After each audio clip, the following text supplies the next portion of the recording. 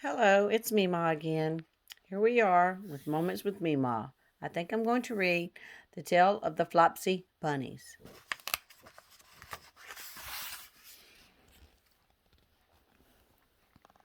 It is said that the effect of eating too much lettuce is soporific. Oh, soporific. I have never felt sleepy after eating lettuces, but then I am not a rabbit. They certainly have a very soporific effect upon the Flopsy Bunnies. When Benjamin Bunny grew up, he married his cousin Flopsy. They had a large family and they were very improvident and cheerful. I do not remember the separate names of their children. They were generally called the Flopsy Bunnies. As they were not always quite enough to eat, Benjamin used to borrow cabbages from Flopsy's brother, Peter Rabbit, who kept a nursery garden.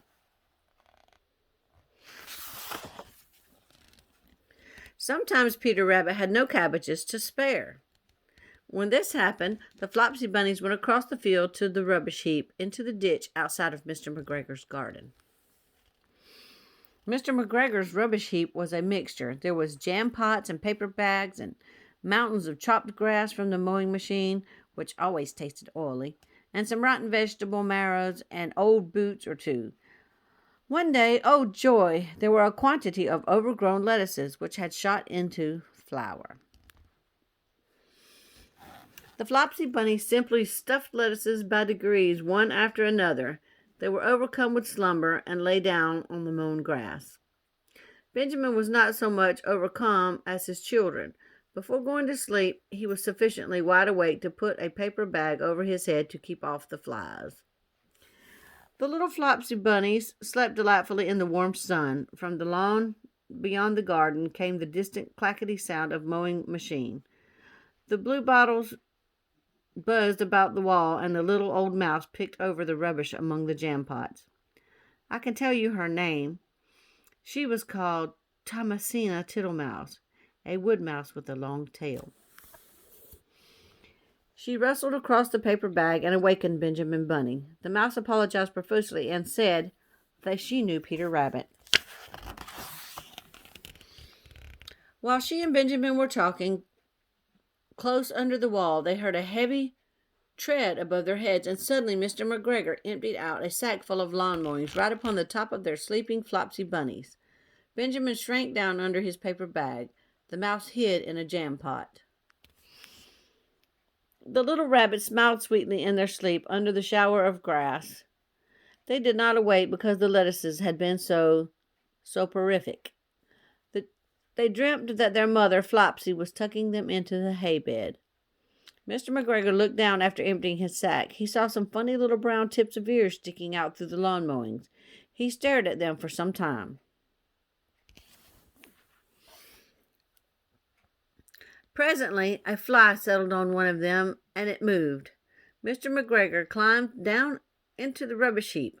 1, 2, 3, 4, 5, 6 little rabbits, said he as he dropped them in the sack.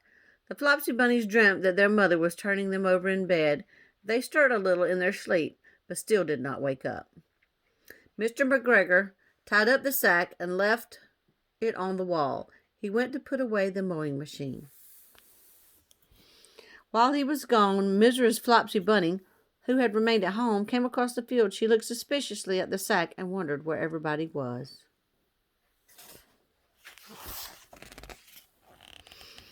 Then the mouse came out of her jam pot, and Benjamin took the paper bag off his head, and they told the doleful tale. Benjamin and Flopsy were in despair. They could not undo the string. But Mrs. Tittlemouse was a resourceful person. She nibbled a hole in the bottom corner of the sack. The little rabbits were pulled out and pinched to wake them. Their parents stuffed the empty sack with 3 rotten vegetable marrows, an old blacking brush, and 2 decaying turnips. Then they all hid under the bush and watched for Mr. McGregor. Mr. McGregor came back and picked up the sack and carried it off. He carried it hanging down as if it were rather heavy.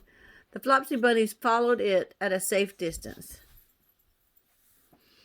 They watched him go into the house, and they crept up the window to listen. Mr. McGregor threw down the sack on the stone floor in a way that would have been extremely painful for the Flopsy Bunnies if they had been inside. They could hear him dragging his chair onto the flags and chuckle. 1, 2, 3, 4, 5, 6 little rabbits, said Mr. McGregor.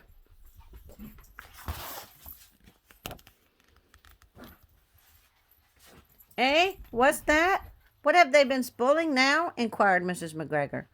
1, 2, 3, 4, 5, 6 little fat rabbits, repeated Mr. McGregor, counting on his fingers. Don't you be silly. What do you mean, you silly old man? In the sack. 1, 2, 3, 4, 5, 6, replied Mr. McGregor. The youngest Flopsy Bunny got upon the windowsill. Mrs. McGregor took hold of the sack and felt it. She said that she could feel 6. They must be old rabbits because they were so hard and all different shapes. Not fit to eat, but the skins will do fine to line my old cloak. Line your cloak, shouted Mr. McGregor. I shall sell them and buy myself tobacco. Rabbit tobacco, I shall skin them and cut off their heads.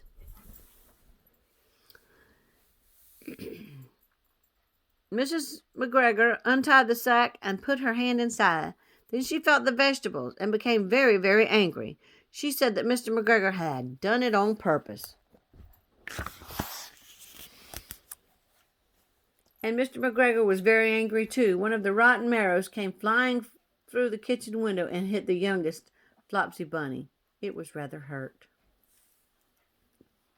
Then Benjamin and Flopsy thought that it was time to go home.